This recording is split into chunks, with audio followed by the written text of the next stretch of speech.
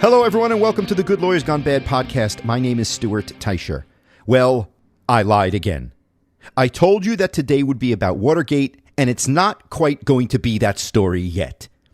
When I started to write this episode, it happened again. I sat down to write the episode about Watergate, and I realized that there was still some more incredible backstory that needed to be told, so that's what I did. The difference between this and the last episode, though, is that now we finally get into some good lawyers who've gone bad. In this episode, we get into the part of the story that implicates the White House, and we do start to meet some of the bad lawyer characters that will play a key role in Watergate. But what they did up to Watergate boggles the mind.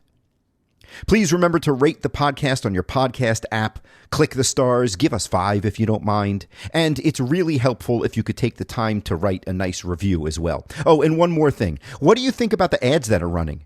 I tried not to put in too many. There's just one ad break throughout the story. Do they sound okay? Are there problems with them? I can't tell because the way the system works, they're called dynamic ads, and the platform that I use tailors the ads to the location that the listener is in and that kind of stuff. So everyone is probably getting different ads. And if you have any comments or complaints or feedback on it, send me an Instagram message. My Instagram handle is @GoodLawyersGoneBad.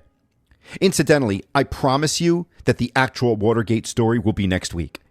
I've already started to write the episode, so I can assure you that's true.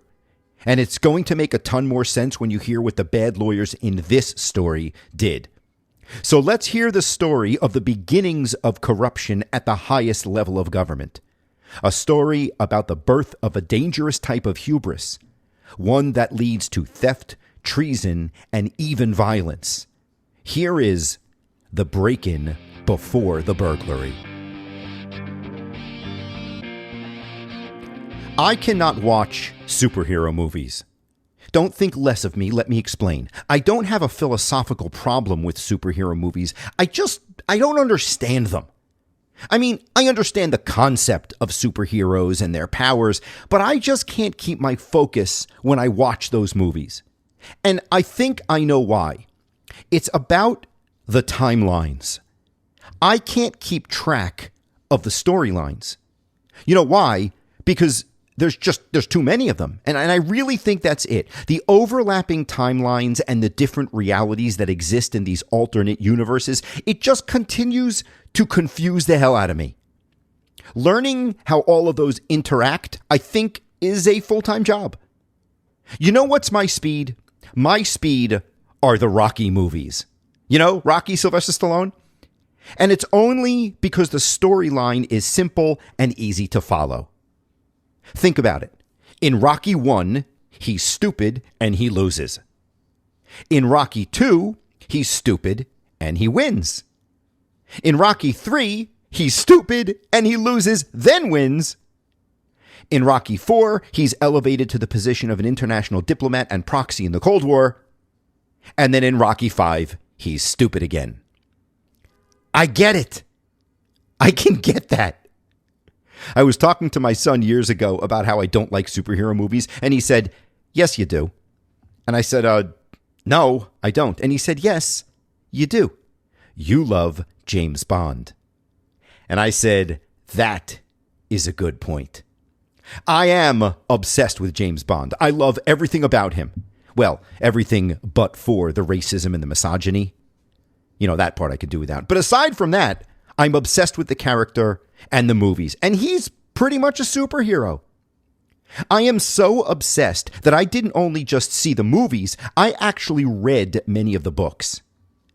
And I know that there's one other person who read those books as well, and that person is E. Howard Hunt. Howard Hunt was the main character of the previous episode of the Good Lawyers Gone Bad podcast. If you don't want spoilers, pause here, go listen to that episode, and come back. I'll give you a second to find the pause button. Okay, that's enough time. Howard Hunt also appreciated the James Bond books. He liked them so much that he started to write stories just like them. Hunt used his background as a CIA operative and his knowledge of American clandestine operations to develop an American James Bond-type character that he planned to include in spy novels. If you really think about it, being a novelist is pretty much the only other job that Howard Hunt could have had. I mean, the man's most notable career achievements were orchestrating a coup of the Guatemalan president in 1954 and planning the attempted overthrow of the Castro regime in Cuba in what's known as the Bay of Pigs fiasco. The skills needed for those jobs aren't exactly transferable. There's a reason James Bond became famous in the 1960s, and it was because the Cold War was in full swing. Of course, that just happened to be Howard Hunt's real-life day job. And for that reason, his foray into the world of pulp fiction would actually need to be put on hold. Yeah, there was so much going on in the world from a Cold War point of view that he was needed at work. So, after the Bay of Pigs operation ended, instead of heading back to the States to sit at a desk writing novels, Howard Hunt went back to the CIA. Hunt most likely went back to a post in Latin America after the Bay of Pigs invasion. I mean, we don't know for sure, but throughout the 1950s and early 60s, he was in Mexico, Guatemala, Honduras, and for a short time farther south in Argentina. So chances are that he was stationed somewhere in Central America, probably just north of the equator. But while Hunt was working in the Western Hemisphere, the next foreign policy disaster for the United States was developing on the exact other side of the globe, almost the same distance north of the equator, but in the Eastern Hemisphere, literally on the exact other side of the world, in a small country named Vietnam. But while the locale might have been different, the issue in Vietnam was identical to what Hunt was concerned with in Guatemala. It all came down to the domino theory. The domino theory was the belief that if one country fell to communism, neighboring countries would fall as well, like dominoes. So wherever communism was a threat, the United States would fight it. If it was in Central America or Southeast Asia, it didn't matter. We went where the fight was. So at the same time President Kennedy was dealing with Cuba and the Bay of Pigs, he was also sending military advisors into South Vietnam to support that government against the communist North Vietnam. When Kennedy was assassinated, President Lyndon Johnson inherited the headache that was Vietnam. And he significantly accelerated the country's involvement. First, Johnson started the draft. Oh, that was popular. Young American men were now being forced into military service to fight communism on the other side of the globe. And then he started authorizing large-scale troop deployments and extensive bombing campaigns. By the late 1960s, over 500,000 U.S. troops were in Vietnam. Initially, many Americans supported the war because they saw it as a necessary stand against communism. Remember, this was the height of the Cold War. But as the conflict dragged on and the casualties mounted, sentiment began to change. And one of the things turbocharging that change was a newfangled contraption that more and more people had in their home: the television set.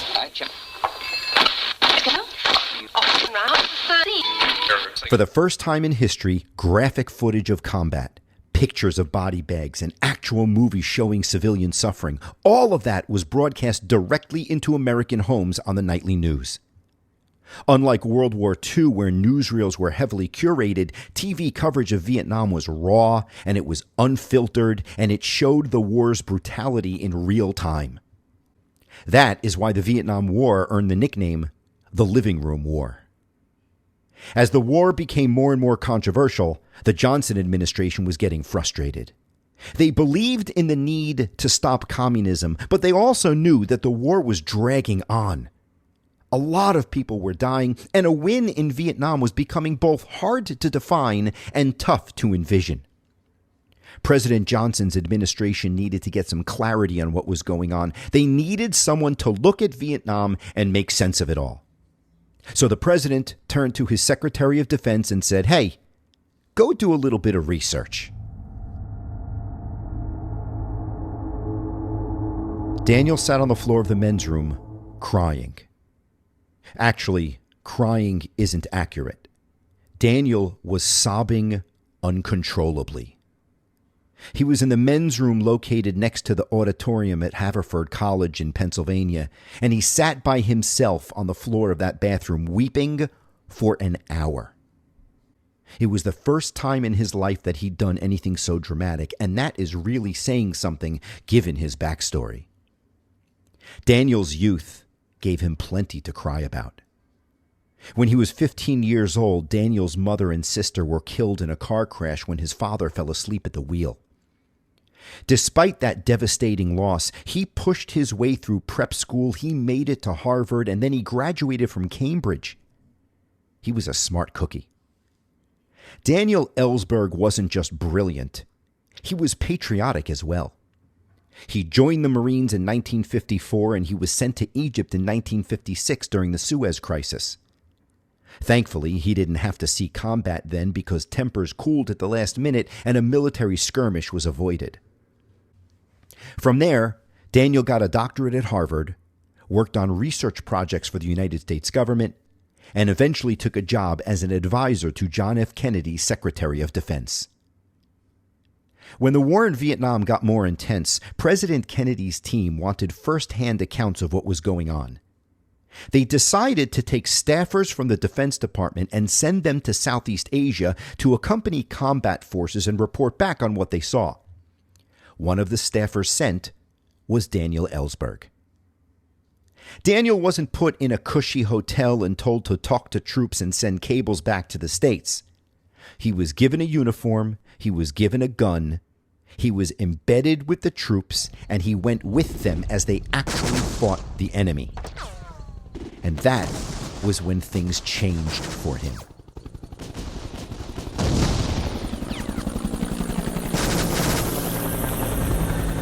When Daniel got his boots on the ground in country and became engaged in the war effort personally, he was shocked. He was horrified by what he saw. The civilian deaths, the tortured prisoners, and the burned villagers. He was stunned by the brutality after seeing it firsthand. What Daniel quickly realized was that the United States effort in Vietnam was doomed. After his tour, Daniel returned home and tried to tell the people in power what he witnessed. He was sent to Vietnam to make an assessment of the situation, and when he got back stateside, he delivered that assessment. The chance of success was nil, and the war in Vietnam needed to end. But no one listened. Everyone at the upper echelon of government was committed to continuing the war. Daniel returned to regular life, dejected. He left the Defense Department and took a job with a research firm called the Rand Corporation and went to work researching government issues from the private sector side. But while no one listened to Daniel overtly, it seems that at least some people at the top of the political food chain were getting antsy. One of those people was Daniel's old boss, the Secretary of Defense. President Johnson's Secretary of Defense ordered that his department put a report together. He was clearly getting frustrated with the Vietnam effort, and he wanted to know how the hell the U.S. government got into the debacle to begin with. How do we get here? What are we doing? And where are we headed? To get those answers, he asked his crew to put together a comprehensive analysis that went all the way back to 1945. He wanted to go back to the beginning. He wanted to go back to Harry Truman. He wanted to know why we first stepped foot in the country. He wanted a report that looked at the present moment, at what was happening now, and he wanted a prediction about where the entire effort was going. His people at the Defense Department were surely eager to create that report, but they soon realized that they couldn't handle such a monumental task on their own. They needed help. So they hired the Rand Corporation to give them a hand. And one of the people who would work on that report was Daniel Ellsberg. Lawyers are attracted to politics like mosquitoes are attracted to light. We cannot help but run toward it. I think it's an apt metaphor given how much annoyance politicians cause for everybody, so I'm going with the mosquito thing. But there are lawyers who become politicians, and there are lawyers who become lifer politicians. Richard M. Nixon was a lifer. Nixon practiced law for a short time in California, but he went into government service as a young man in 1942. He became a lawyer for the Office of Emergency Management, and once he entered government service, he never left.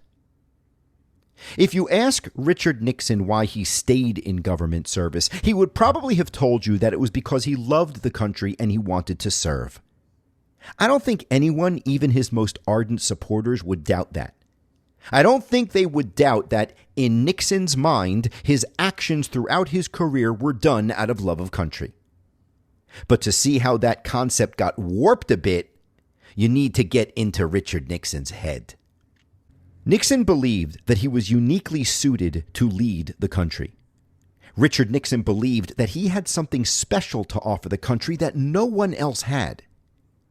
And his genuine, strong belief in that uniqueness needs to be understood if you want to understand why he was one of the top 10 good lawyers gone bad. You don't have to agree with it, but you need to understand that in his head, he believed it. He was convinced that he had the unique ability to run the country in a way that nobody else was capable of doing. And he believed that we, as a country, needed him at the helm. He believed that we as a country needed him at the helm, whether we realized it or not. As for his critics, well, Nixon felt that they just didn't get it. They did not appreciate how valuable he was to the country. And he loved his country so much that he would not let those critics deter him. Richard Nixon would do whatever was necessary to keep himself in power because it was the right thing for the United States of America. Does that sound like a megalomaniac to you? I'm no Fraser Crane, but I looked up the definition. A megalomaniac is someone who has an unnaturally strong wish for power and control or thinks that they are much more important than they really are. We have a winner! Richard Nixon's belief that he was indispensable is what fueled his thirst for power. That and the fact that he simply seemed consumed with being president. I mean, his entire career was geared towards him becoming president. Oh, and it didn't help things that the man seemed paranoid about everything.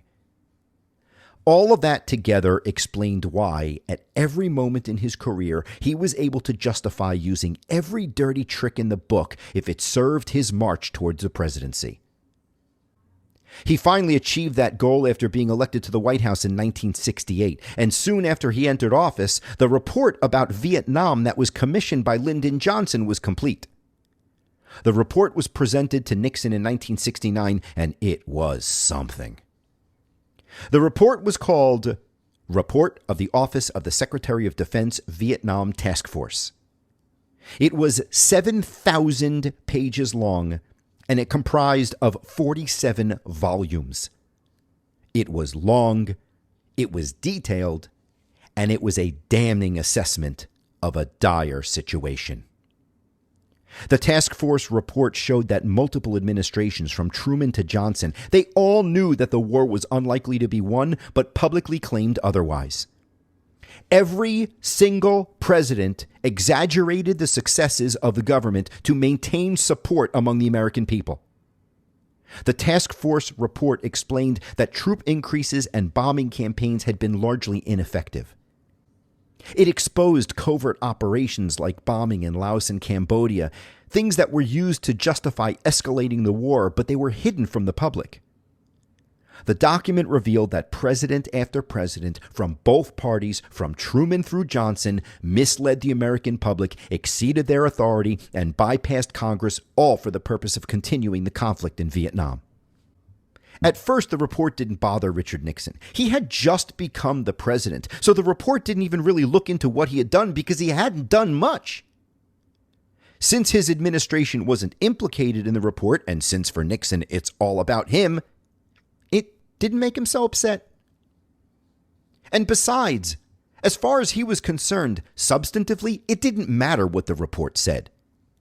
The entire effort was really irrelevant. Nixon inherited the Vietnam War from his predecessors, and he was moving forward with it. Whatever the task force report said wasn't changing his mind. Richard Nixon knew that the communists were dangerous. He spent his entire career fighting them, and he was going to do what had to be done. Oh yeah, Richard Nixon was a commie hunter through and through. As a young congressman, Nixon gained national prominence when he was pushing for investigations during the inquisitions known as the McCarthy hearings. As vice president, he supported Eisenhower's clandestine operations in Guatemala and Cuba and Tehran and everywhere else. And then there was John F. Kennedy. Remember, Richard Nixon ran against Kennedy for the presidency in 1960. Nixon's candidacy was doomed after a television debate where Kennedy embarrassed Nixon on national TV and then ran away with the election.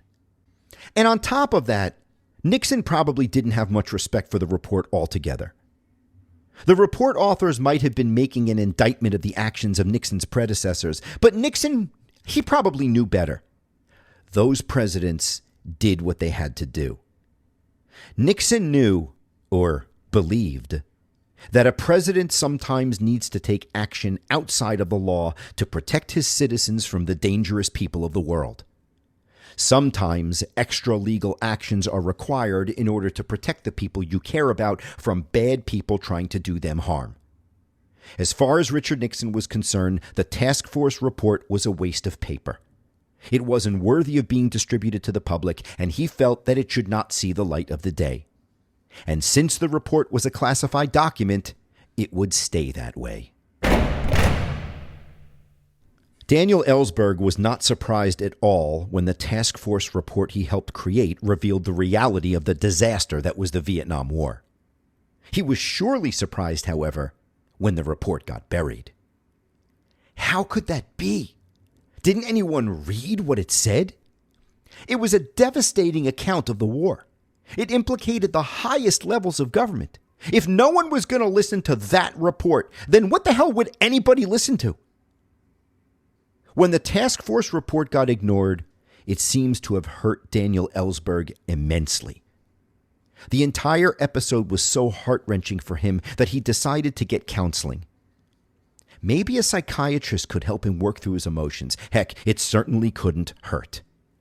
7 months after the task force delivered the report to his boss, and it was ignored, Daniel was in an emotionally unstable position. Vietnam was marching forward, and everything he'd done to stop it was ineffective. And then he went to a meeting. Daniel went to a War Resisters League meeting at Haverford College. It was there that he heard a speaker proudly announce that he was going to join his friends in prison for refusing the draft. That statement at that moment was profound to Daniel. That sort of bravery and commitment to ending a conflict that was causing horror to so many had switched something in Daniel Ellsberg's head. Daniel excused himself from the auditorium and he ran to the men's room. It was then that he found himself alone on the floor of the bathroom, crying. He would later remember that it was the only time in my life I've reacted to something like that. Pain and desperation are strong motivators. Daniel Ellsberg knew that all too well. He felt both of those emotions while sitting alone on the floor of that men's room, and it was at that moment of pain and desperation that several critical things in his life came together. It was the instant that work, patriotism, and reality all fused together to motivate Daniel Ellsberg to take a step. Daniel realized that the military effort in Vietnam was hopeless. And when no one in government listened to that message in the task force report, Daniel realized that relying on political leaders to change the country's course was also hopeless. So, he decided to take matters into his own hands. When Daniel got home, he mulled over what he was about to do. The call he was going to make had the potential to destroy his life. But sitting on the floor of that bathroom made him realize that bold action was necessary. Daniel contacted a colleague who worked in the Defense Department. The colleague had a top-secret security clearance. Together, the two men stole a copy of the task force report. They photocopied all 47 volumes of that study and then returned it. They then gave parts of the study to several influential congressmen with the hopes that those politicians would see the futility of the war effort and be motivated to act. They did not. Every politician that Daniel Ellsberg approached did nothing. So what now? Daniel was one of the few people on the planet who knew the truth about the war effort in Vietnam and the actions that were taken by U.S. presidents to perpetuate the war. A war that was sending thousands of young Americans to their death on a daily basis and destroying the lives of thousands more civilians in Southeast Asia. Daniel was just about out of options. He tried to change policy from within. He tried to change policy with a bold move by supplying the report to Congress, and neither had worked. There was only one other arrow he had left in his quiver. When Daniel was in Vietnam, he met a reporter from the New York Times who was embedded with the troops. It was time to give him a call. When the reporter's phone rang and he picked up the receiver, he probably heard something like, "Hello, friend, it's Daniel Ellsberg. I have something you're going to want to read." As Daniel told the reporter what he had done, the reporter must have been in shock. You could imagine how that phone call must have sounded on the reporter's end.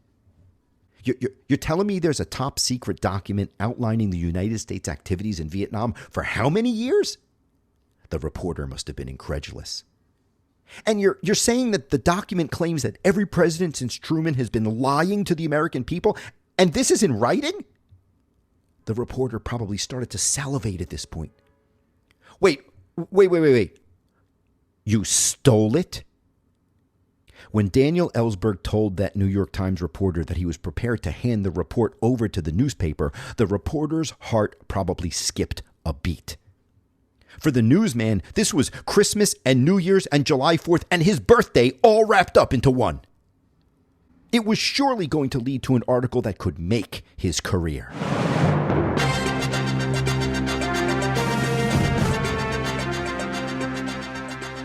People walking down the street in Cambridge, Massachusetts on a day in May in 1971 might have passed him on the street. They might have seen him looking at the house numbers, searching for the right apartment. They might have witnessed him checking his papers to ensure that he had the correct address. But they would not possibly have been able to see his excitement. He was surely hiding it well. The New York Times reporter knew that he was on the cusp of getting the scoop of a lifetime. He was about to arrive at an apartment in Cambridge, Massachusetts, just as requested by Daniel Ellsberg, and he was about to receive documents that would change the course of American history. Daniel had agreed to turn over the task force report to the New York Times on two conditions. First, the Times had to actually publish the documents. Second, they had to agree to keep his identity secret. The reporter approached the apartment door and knocked.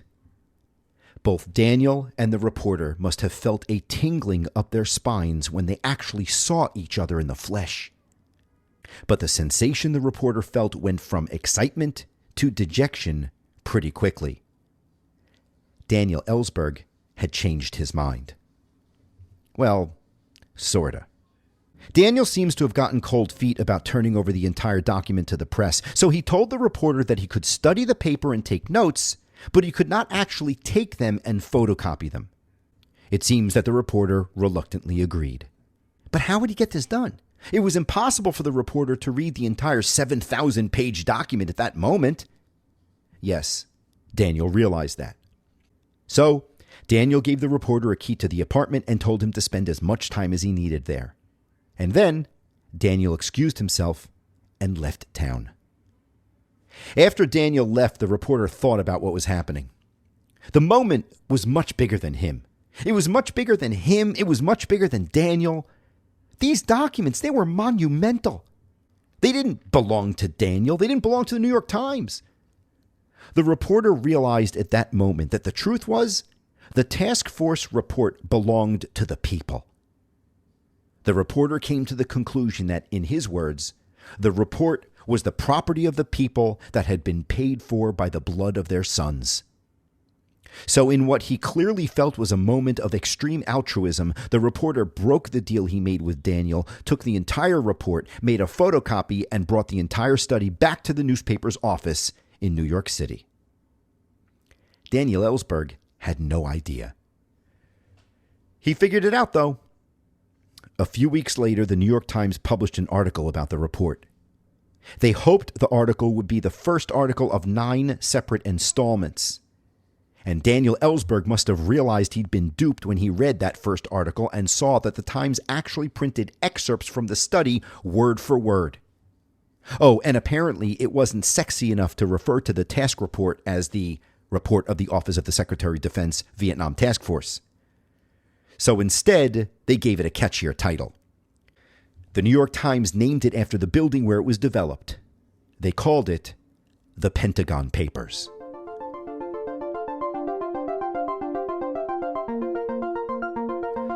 The reaction to the Pentagon Papers was intense.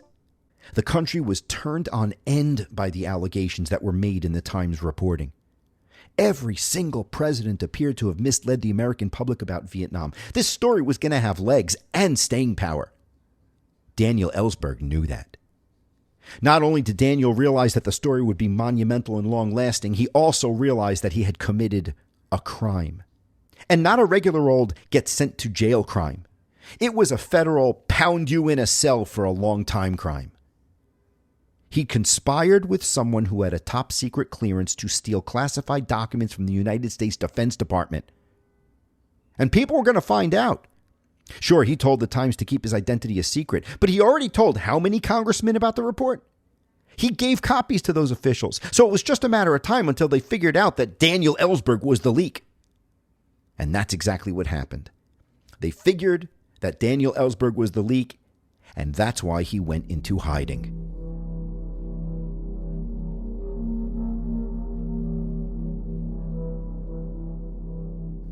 I met President George Bush once.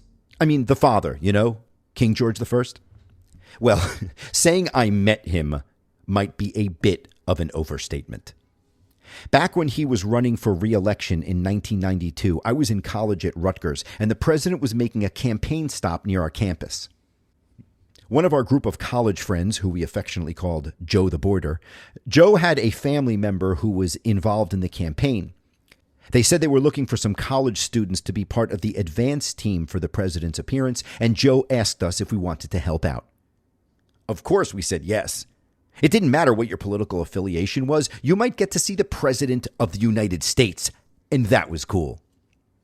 It also didn't matter that we didn't have a lick of advance team experience. In fact, to this day, I don't know what an advance team does. I mean, obviously, it means you do something in advance of the president coming to the venue. For us, it basically meant that we dressed up in suits, walked around the hotel, and watched the Secret Service canine units all day long.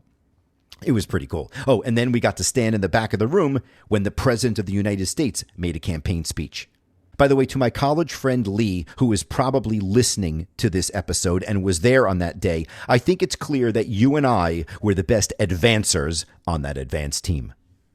Anyway, after the event was over and everyone had cleared out, we were standing in an empty ballroom when the double doors to that room burst open and President Bush came marching through with his security detail. I stood there dumbfounded. He walked right by me, looked me square in the eyes and said, "Hi there." And then without breaking stride, he grabbed a handful of cheese cubes off a catering table, popped them into his mouth, and kept on going. So basically, we became best friends. Or, at the very minimum, colleagues. I mean, I think that's clear. Unlike me and my friends, I'm guessing that a lawyer named John Ehrlichman knew exactly what an advance team was. He should have. It was the way he was introduced to Richard Nixon. Hailing from Tacoma, Washington, John Ehrlichman was a pilot in the Army Air Corps during the Second World War. After his service, he got a law degree from Stanford and practiced zoning and real estate law in Seattle. And then, one day, an old college classmate approached him about working on the advance team in Richard Nixon's 1960 presidential campaign. That was the one where he ran against Kennedy. When Nixon lost to JFK, Ehrlichman hung around. In 1962, he worked as a scheduler when Nixon ran for governor of California, and a few years later in 1968, he worked on Richard Nixon's successful presidential campaign. Dedication to the candidate paid off, because when Richard Nixon won, John D. Ehrlichman nabbed the coveted and prestigious role of counsel to the president. John Ehrlichman was there in the Oval Office the day the Pentagon Papers were printed. President Nixon wasn't too upset when the first article about the Pentagon Papers was published for the same reason he wasn't too upset when he saw the report the first time. It didn't really implicate his administration. It took apart every president from Truman to Johnson, but it stopped with Johnson, so he was pretty much spared. And since, like I said, when it comes to Richard Nixon, it's all about Richard Nixon, yeah, he wasn't so upset. At first. Nixon's mood shifted pretty quickly. Because it was such a bombshell of a story, on the day the Pentagon Papers were published, Nixon spent a good part of the day on the telephone. There were a flurry of calls. His Secretary of State called. Nixon was measured in his reaction. Other advisors reached out. Nixon was sort of calm. It wasn't until his national security advisor, Henry Kissinger, called that Nixon lost his cool. It was probably because of the prodding from Kissinger's assistant who said, "Goddamn New York Times expose. It's a devastating security breach, the greatest magnitude of anything I've ever seen." As the calls continued, Nixon was egged on by the people around him. One of the advisors made an interesting point. He said, "America is badly hurt by this because it shows that people do things the president wants to do even though those things are wrong. And it shows that the president can be wrong." It seems that struck a chord with the president. Nixon was starting to see how this could be a problem. The Pentagon Papers could undermine public trust in the administration. It didn't matter that the articles didn't implicate Nixon specifically. The indictment of the office of the president generally could cause the public to stop supporting Nixon's decisions, and that, to Richard Nixon, was unacceptable. Richard Nixon was the president. Richard Nixon made the decisions. It was he who decided what happened with the war. The public didn't decide. The president decides. The public doesn't know what he knows. The public doesn't know how to run a country.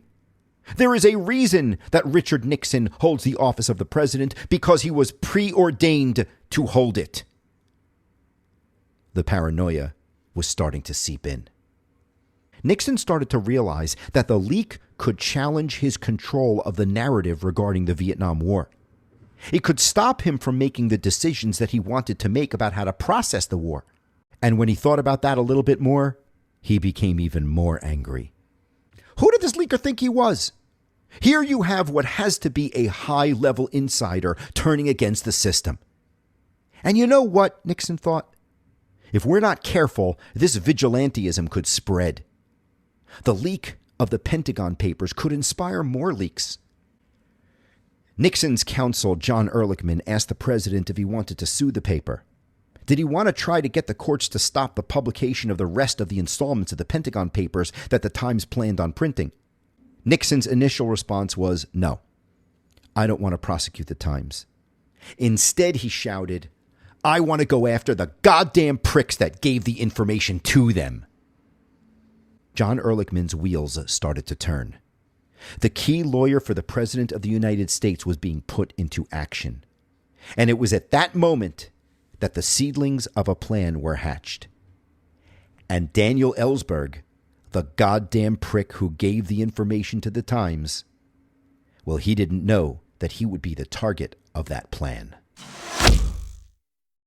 Daniel was laying low. For weeks he had tried to stay off the grid.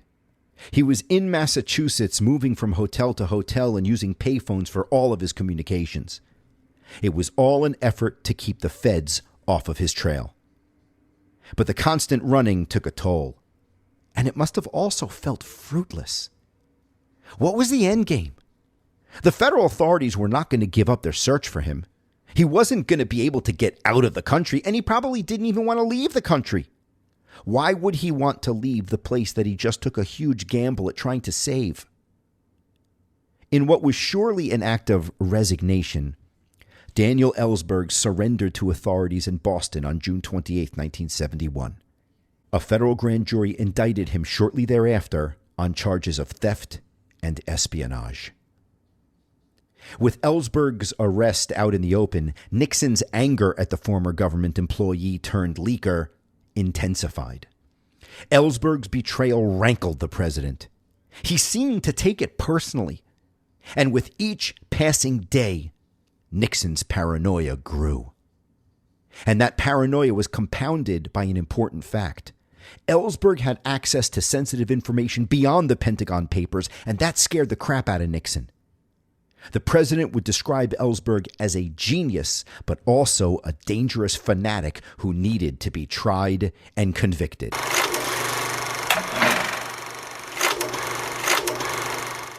There's a concept I teach in my ethics seminars to lawyers that I think applies to everyone. I might have told you this before, I don't remember, so if I'm repeating myself, I apologize. What happens when you go to a movie and something bad's going to happen? Things change, right? First the lights go down, and then the music starts. The strings come in ominously, and then they build and build to a crescendo, and then before you know it, finally, dun-dun, dun-dun, dun-dun, and then bam, the bad thing happens. Well, there's no soundtrack in life. There's no early warning sign that comes on to tell you that you're going down a dark, dangerous path. And that is what gets people in trouble sometimes. Sometimes we don't hear the soundtrack and we don't appreciate the dangerous path that we are taking. Other times, people don't even bother listening for the soundtrack. When it came to John Ehrlichman, counsel to the President of the United States, he had earplugs in. He had earplugs in, covered with earmuffs, covered with noise-canceling headphones. Ehrlichman was not interested in listening to the soundtrack at all. It's obvious when you realize what he did. Nixon made it clear that he wanted the leaker of the Pentagon Papers, Daniel Ellsberg, to pay.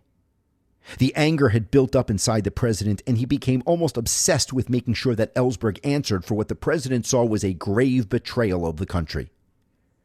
So Nixon's trusted advisor and lawyer, John Ehrlichman, decided to make that happen. Ehrlichman created a group that would be controlled from the White House called the Special Investigations Unit.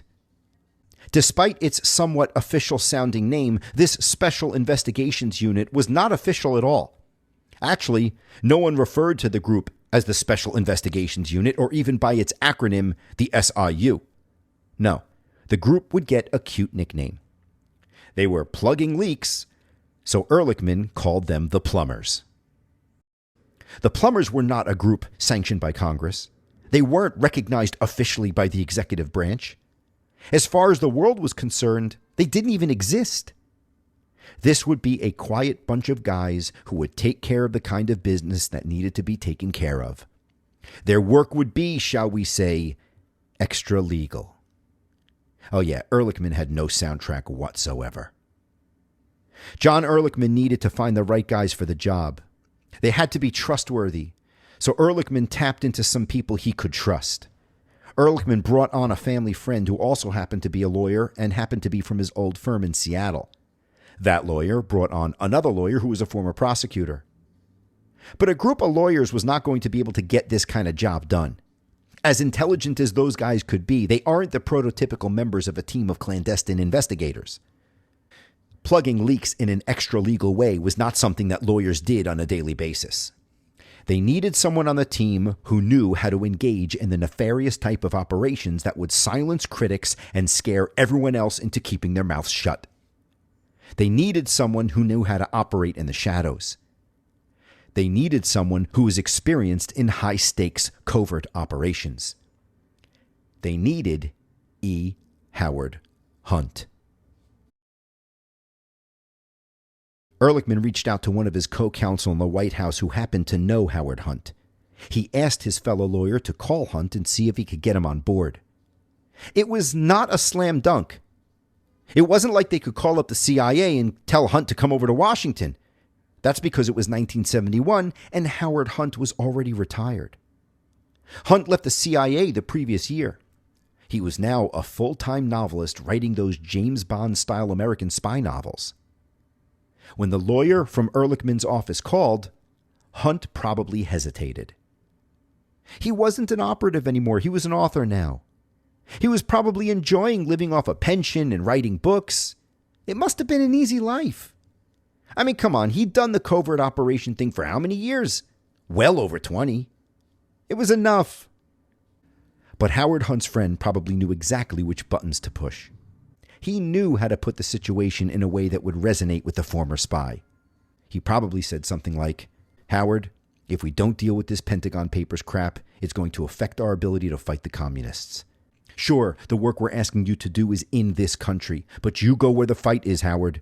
Sometimes it's Guatemala, sometimes it's Cuba, sometimes it's Vietnam. But now, it's the United States. Howard, he probably said, there are only a few people in this world who can get this job done, and you're one of them. Your president needs you. Your country needs you. Howard Hunt was in. The first leak that needed plugging was Daniel Ellsberg, and Howard Hunt was given that task. The question was, what do you do to the guy? You could outright kill him. But that wouldn't be too smart because you'd probably end up turning the guy into a martyr. That would have the exact opposite effect that the plumbers were looking for. No, there had to be something more delicate. Something more delicate, but still biting. And the pressure to chart some plan of action was growing. Every time an article about the Pentagon Papers was published, American society was turned against the war effort a little more. The Pentagon Papers were no longer just an embarrassing report about the leadership of the country. They were now affecting President Nixon's ability to pursue the war effort the way he wanted. And no one stood in Richard Nixon's way. Nixon was the president. Nixon was the leader. Nixon had the power, and anyone who got in the way of stopping him from exercising that power in the manner in which he saw fit needed to be dispensed with. Howard Hunt put the idea of what he wanted to do into a memo with the ominous title, The Neutralization of Ellsberg. The content of that memo contained a plan reminiscent of his old Guatemala days. Hunt proposed that the White House try to destroy Daniel Ellsberg. Not physically. No, Hunt proposed building a file of damning information about Ellsberg and using that information to destroy Ellsberg in the eyes of the public. If the plumbers could undermine Ellsberg's credibility, it could shift public and media focus away from the content of the Pentagon Papers and towards Ellsberg's personal character. If Ellsberg could be portrayed as untrustworthy, unstable, or morally compromised, the public might question the legitimacy of his actions and, by extension, the significance of the leaked documents. By painting Ellsberg as a traitor, a radical, or a psychologically unstable individual, the White House plumbers could make the public skeptical of his motives. That might reduce the paper's impact on anti-war sentiment and stop the growing criticism of the government. It would also help stop future leaks. Publicly vilifying Ellsberg would serve as a warning to other potential whistleblowers that they needed to keep their mouths shut or else. Now, I want you to remember something, or at least appreciate it. This is a plan being developed by an unauthorized, unsanctioned team of clandestine operatives working out of the White House under the supervision of John Ehrlichman, a lawyer who happens to be counsel to the president. And Richard Nixon loved it. He loved the plan. He was in.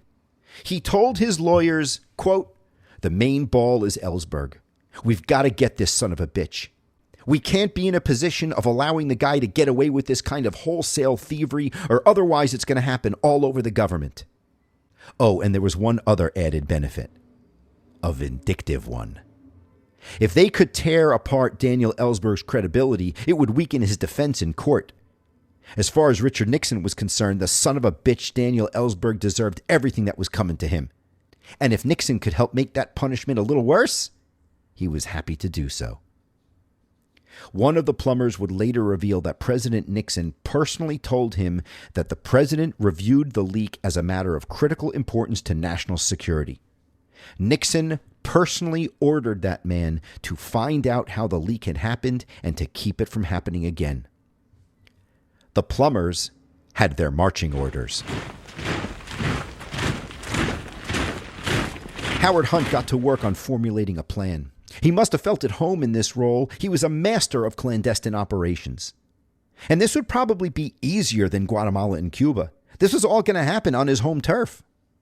Hunt put together another memo. This one outlined what he thought needed to be done specifically.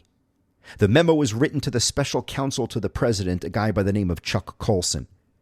In that memo, Hunt provided a multi-pronged approach to discrediting Daniel Ellsberg. He recommended that the Nixon administration get all press material on Ellsberg and to continue collecting it. He wanted them to request the CIA to perform a covert psychological evaluation of Ellsberg.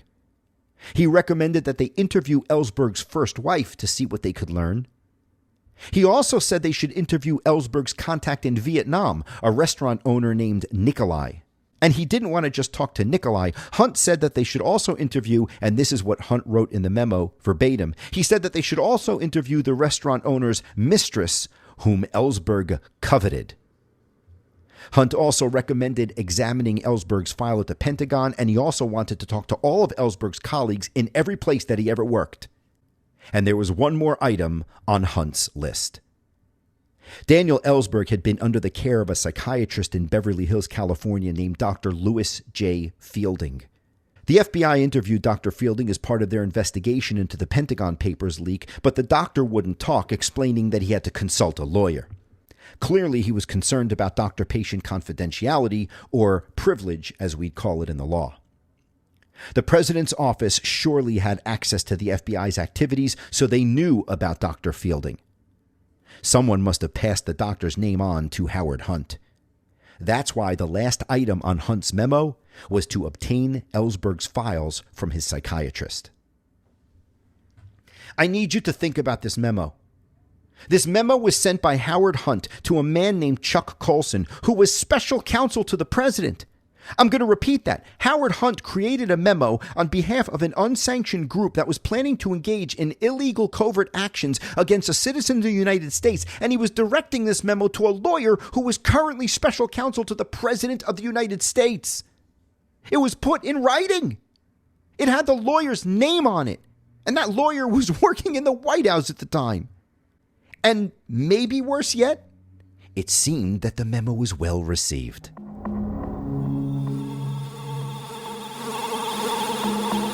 Did you ever actually visit the White House? If you did, you probably looked at it from outside that big black gate in the front, right? You can get a great look at the White House from right outside those gates on Pennsylvania Avenue. Cars used to pass by that area. The road used to be open to vehicle traffic, but now it's reserved for pedestrian use only. If, when you're looking at the White House, you turn your head slightly to the right, you'll see a gray, sort of ornate building right next door. That is the old Executive Office building, and it houses the ceremonial office of the Vice President. If you go down into the basement of the old Executive Office building, you'll find a secret office known only as Room 16. In August of 1971, 4 men huddled around a table in Room 16, discussing their plans for an upcoming operation. One of those men was Howard Hunt. The others were the rest of the plumbers. The operation they were planning was in pursuit of the last item on Hunt's memo. The group was to carry out a covert operation to gather as much information as possible about Daniel Ellsberg's mental state by breaking into the office of his psychiatrist, Dr. Louis Fielding. Hopefully, they'd find information that could discredit Ellsberg. Once they did, they'd give it to Chuck Colson, special counsel to the president, and he would leak it to the press. Now listen, they might have been using the word operation to describe what they were going to do, but what they really were talking about was burglary. It was breaking and entering. And the question of whether this operation was legal never came up during that meeting. Truth is, it didn't matter. The president had directed them to do what they needed to do. Ehrlichman told them to do what they needed to do. Sure, the president and his lawyers never said, break the law. But they didn't say, don't break the law either. The plumbers knew what they had to do. They knew what the unspoken instructions were. Get the job done, whatever it takes. The rest of the plumbers agreed with Howard Hunt's approach, and they let the powers that be know. After the meeting, the plumber sent a memo to the president's lawyer, John Ehrlichman. In that memo, they recommended that the group carry out a covert operation to examine the medical files being held by Ellsberg's psychiatrist. Mr. Ehrlichman approved the plan. Ehrlichman wrote on the memo in longhand, quote, "If done under your assurance that it is not traceable." Dr. Fielding had a small two-room office located in an average-looking building in Los Angeles. It was a stereotypical, modest-sized retail building that you would find alongside any road in America in the 1960s and 70s. There was even a little stationery store on the first floor. For those of you who are of the internet age, a stationery store is not a store that doesn't move. It's a store that sold stationery. Stationery was pretty paper that people wrote on with the ancient language known as cursive. Dr. Fielding kept his patient medical records in a locked steel file cabinet in the storage area of that office. In the bottom drawer of that file cabinet was an envelope containing 65 pages of notes he took while treating his patient, Daniel Ellsberg. On Saturday night, September 9, 1971, at around 11:20 p.m., 3 burglars wearing rubber gloves broke into Dr. Fielding's office. They came in with a plan. The lead man would search for the documents. When he found them, another member of the crew would take a Polaroid picture of the area where the documents were found, whether that was a file drawer or a desktop or wherever they found the stuff. That way, they'd know how everything was arranged before they messed with it. When they found the papers, the third burglar would plug in a high-intensity light and use a 35mm camera that they brought with them to take photographs of all the documents. After the first guy finished going through the papers, the photographer would place everything back the way they found it. It was going to be a smooth operation that wouldn't leave a trace. And then they found the locked file cabinet. They realized that the records they wanted were inside that locked cabinet. The delicate approach they planned, that wasn't going to work now. The 3 men must have stood around the cabinet sizing it up and eventually understood exactly what they needed to do. And that's when they busted it open. The crew went through every drawer of the file cabinet. They rummaged through all of the papers in every drawer. And when they got to the bottom drawer, they found the envelope. The envelope with all of the Ellsberg notes in it. The envelope that they had come for. They found it. But they didn't know it. One of the men pulled the envelope out of the file cabinet, opened it up, and thumbed through the pages. But the person doing the thumbing didn't realize that he was looking at the very notes they came for. Instead, he went through the file and then just hastily threw the envelope on the floor. Maybe he was thrown off because of the change of plans. Maybe he started at the top drawer and by the time he got to the bottom, he was flustered. Who knows? But whatever the reason, he didn't realize that he had the Ellsberg notes in his hands. When the men finally gave up looking, they ransacked the office to make it seem like someone had broken in looking for drugs, and they left. They left empty-handed. The plumbers were worried. Their initial plan of breaking in and leaving without a trace was a good one, but now the doctor's office had been vandalized. That was bound to make the papers. The men were worried that the press would put 2 and 2 together and realize that the break-in was related to the Pentagon Papers. But that didn't happen. The doctor reported the incident as a normal break-in, the police investigated, and no one thought anything more. If you think that Howard Hunt was demoralized by the botched break-in at the doctor's office, you'd be wrong.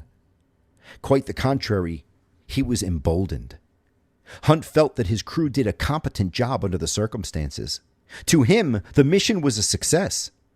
Sure, they didn't get the information they came for, but they also didn't get caught. And sometimes, not getting caught while learning valuable lessons, that can be just as important as anything else. What Howard Hunt got from the Pentagon Papers break-in was confidence. His only real criticism of the operation was this. Next time, he thought, we need to bring a locksmith.